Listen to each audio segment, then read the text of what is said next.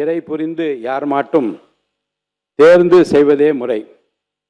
குற்றம் இன்னதென்று ஆராய்ந்து விருப்பு வெறுப்பு இல்லாமல் நடுநிலைமை தவறாமல் வழங்கப்படுவதே நீதியாகும்.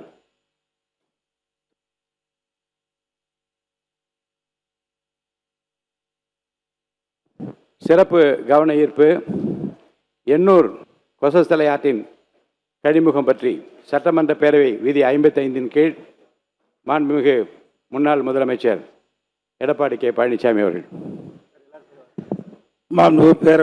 இது குறித்து ஏற்கனவே மாண்பு உறுப்பினர்கள் அக்ரி எஸ் கிருஷ்ணமூர்த்தி, திரு மாண்பு உறுப்பினர் OS மணியன், மாண்பு உறுப்பினர் R காமராஜ், மாண்பு உறுப்பினர் இரா ராஜேந்திரன்,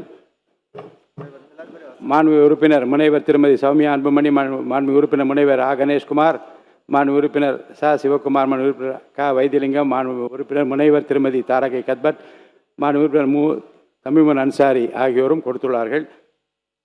கட்சிக்கு ஒருவர் என்ற விதத்தில் தங்களது கருத்துக்களை சுருக்கமாக கூறி அரசின் கவனத்தை ஈர்க்கலாம்.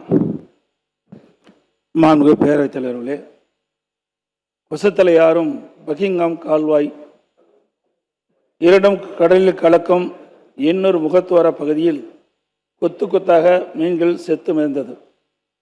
இப்பகுதியில் உள்ள நெட்டுக்குப்பம், தாளக்குப்பம், எண்ணூர் குப்பம், காட்டுக்குப்பம் உள்ளிட்ட கிராமத்தைச் சேர்ந்த மீனவர்கள் கட்டுமரங்கள் மற்றும் ஃபைபர் படகில் மீன்பிடி தொழில் செய்து வருகின்றனர். லட்சக்கணக்கான மீன்கள் இக்கடற்பகுதியில் செத்து மிதப்பதால் இப்பகுதியில் வசித்து வரும் மீனவர்களின் வாழ்வாதாரம் கடுமையாக பாதிக்கப்பட்டுள்ளது. மேலும் இப்பகுதியில் உள்ள தொழிற்சாலை கழிவுகள் கொசத்தலை ஆற்றில் கலப்பதால் நீர் அடிக்கடி மஞ்சள் நிறமாக மாறுவதாகவும் மீனவர்கள் கூறப்படுகிறார்கள். இது குறித்து மாசு கட்டுப்பாட்டு வாரியத்தின் அதிகாரிகள் முறையாக ஆய்வு மேற்கொள்ள வேண்டும் என்று மீனவர்கள் தெரிவிக்கின்றனர்.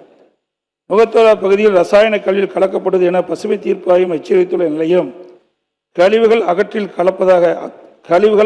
கலப்பதாக புகார் அளித்துள்ளது. இதனால் மீனவருடைய வாழ்வாதாரம் கடுமையாக பாதிக்கப்பட்டுள்ளதாக இப்பகுதி மீனவர்கள் ஆர்ப்பாட்டத்தில் ஈடுபட்டு வருகிறார்கள். எனவே அரசு உடனடியாக தலையிட்டு மீனவருடைய வாழ்வாதாரத்தை பாதுகாக்க தக்க நடவடிக்கை எடுக்க வேண்டும் என்று அரசினுடைய கவனத்தை ஈர்க்கின்றேன்.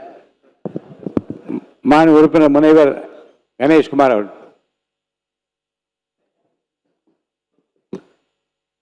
மாண்புமிகு பேரவைத் தலைவர் அவர்களே, தமிழ்நாட்டில் அதுவும் சென்னைக்கென்று இருக்கக்கூடிய நதிகளில் முக்கியமான ஒரு நதியாக திகழ்ந்து கொண்டிருப்பது கொசஸ்தலை ஆறு.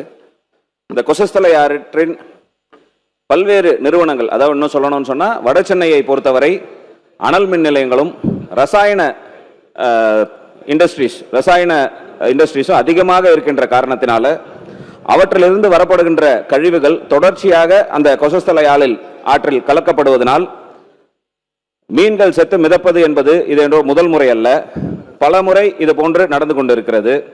இதிலும் குறிப்பாக சொல்ல வேண்டும் என்று சொன்னால் பல நடவடிக்கைகள் இதற்கு முன்னால் எடுக்கப்பட்டு வருகிறது. அதிலும் கடந்த ஆட்சி காலங்களில் பார்த்தீங்கன்னா ஏசியன் டெவலப்மெண்ட் ஸ்கீம், ஆசிய வங்கிகளிலிருந்து நிதி பெற்று அங்கே இருக்கக்கூடிய இது போன்ற விஷயங்களை தடுப்பதற்கான நடவடிக்கைகள் எல்லாம் மேற்கொள்ளப்பட்டு வருகிறது. மேலும் திருப்புகழ் கமிட்டி அவர்கள் கொடுக்கப்பட்டிருந்த அந்த ஆய்வறிக்கையில் இது குறித்து இதற்கும் தேவையான விஷயங்கள் கொடுக்கப்பட்டிருக்கிறது என்று தெரிய வருகிறது. ஏன்னா மாண்புமிகு அமைச்சர் அவர்கள் பேப்பரில் தான் வந்தது, திருப்புகழ் கமிட்டி ஆய்வு வரலன்னாரு. ஆனால் திருப்புகழ் அவர்கள் நேரடியாகவே வந்து கொடுத்ததாக எங்களுக்கு தகவல் சொல்கிறார். இன்றைக்கும் வேண்டுமானாலும் அவர்கிட்ட மரியாதைக்குரிய IAS அதிகாரி திருப்புகழ் அவரிடம் அறிக்கைகள் கையில் இருக்கிறது என்று கூறுகிறார். நான் நேராக தான் வந்து அமைச்சரிடமே அந்த திருப்புகழ் கமிட்டி அறிக்கையை சமர்ப்பித்தேன் என்றான் சொல்கிறார். தொடர்ச்சியாக ஏன்னா இது இன்னைக்கு நேற்று நடக்கலை, கொஞ்ச நாளைக்கு முன்னாடி கூட நம்ம பார்த்தோம் சொன்னா கும்மிடிப்பூண்டி பகுதியில் இருக்கக்கூடிய அமோனியா கசிவு, அதுவும் சுற்றுச்சூழல் சம்பந்தப்பட்டது தான். எனவே நம்முடைய சுற்றுச்சூழல் துறை என்பது உடனடியாக சுற்றுச்சூழலை பாதிக்கின்ற அனைத்து நிறுவனங்கள் மீதும் கடுமையான நடவடிக்கைகளை மேற்கொள்ள வேண்டும். இதற்கென்று தனியாக ஒரு விசாரணை ஆணையம் அமைத்து சுற்றுச்சூழல் மேலும் தமிழகத்தில் பாதிக்கப்படாமல் இருப்பதற்கு கடுமையான நடவடிக்கைகளை மேற்கொள்வதற்கு நம்முடைய அரசு முன்வர வேண்டும்.